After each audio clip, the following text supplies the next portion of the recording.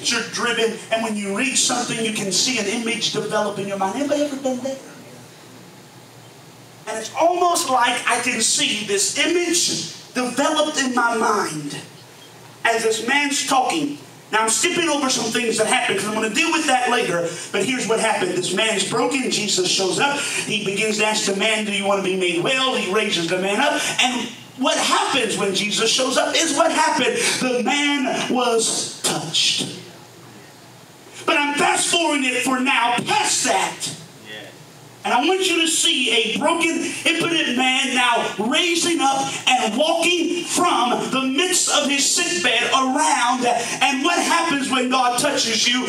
People begin to ask, what happened to you?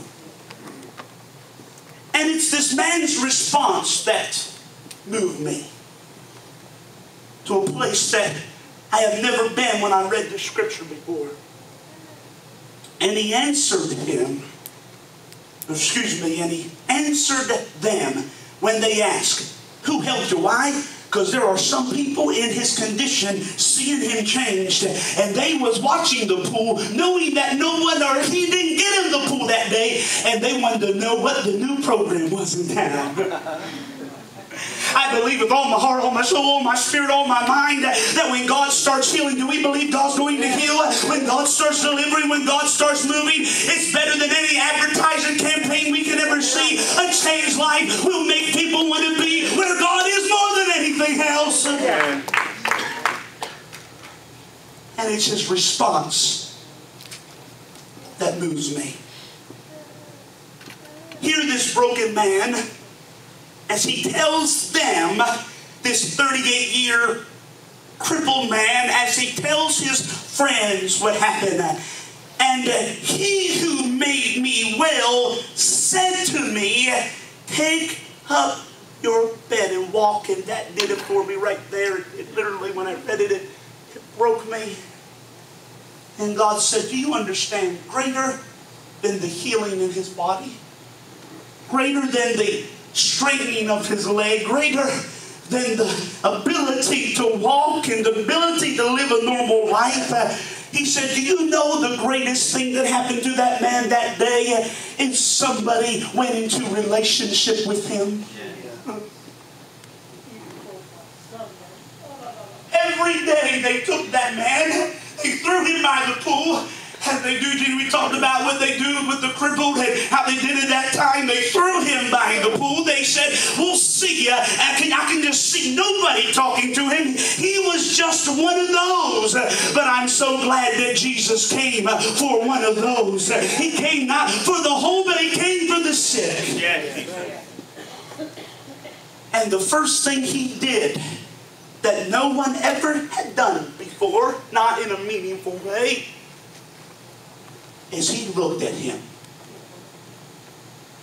And by looking at him, he was making an identification to say, I see you. I see you.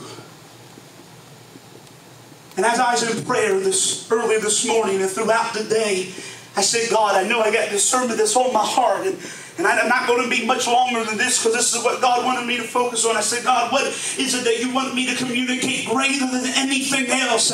He said, I want you to tell them that I see them, that I know where they're at. He said, some feel like their husband doesn't see them, their wife doesn't see them, their kids doesn't see them, their family doesn't see them. Some may even feel like their pastor doesn't see them. But God says, you let them know that I see them. I know where they're at. I know where they're sitting, and I'm willing to step down into the middle of their life and fix it forever, but let them know that I see them right where they are.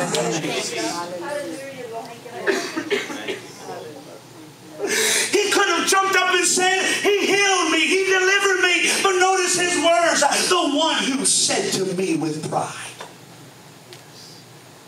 He talked to me.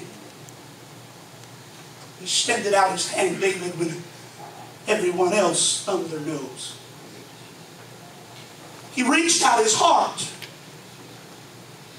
and everybody else wouldn't even give me the time. He took my hand, No one else even went and let me in their life. Sister Slightly, look in the eye as Jesus does to you. He sees you. He sees you. He sees you. Yes, Jesus. Yes. Sister, he sees you.